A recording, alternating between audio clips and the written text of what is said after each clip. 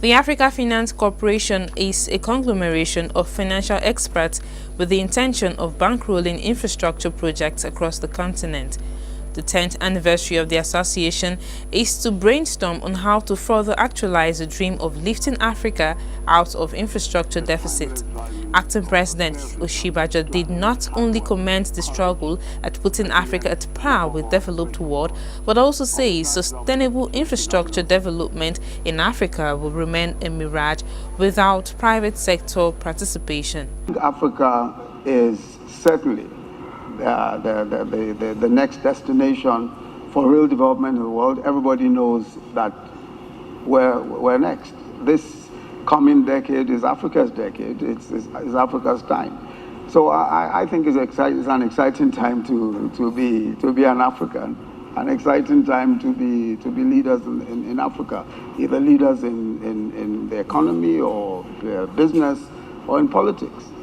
I certainly think that the future is extremely bright. Former President Olusegun Obasanjo blamed infrastructure deficits in Africa on bad leadership. For me, it means we can do it. The leader, I am supposed to lead. But I'm supposed also to get all points of view, all ideas together, and then decide which way we go. So if you are deviating, I call you to order.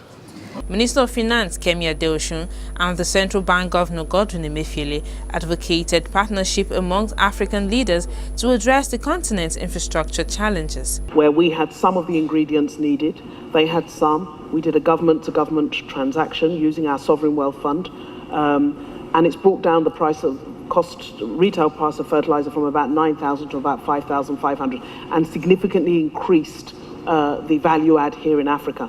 I think those type of alliances are going to be at a micro level. I think one of the problems with talking about intra-Africa trade, it's always up there, and it needs to be here. It needs to be the discussions of what do you have that I need? In a changing world like we are right now, there is a need for institutions, and here, whether you talk about the central bank, you talk about the commercial banks, you talk about the development finance institutions, there is a need for us to think about how do we structure domestically denominated facilities where currency shocks do not really impact on repayment and the performance of those facilities.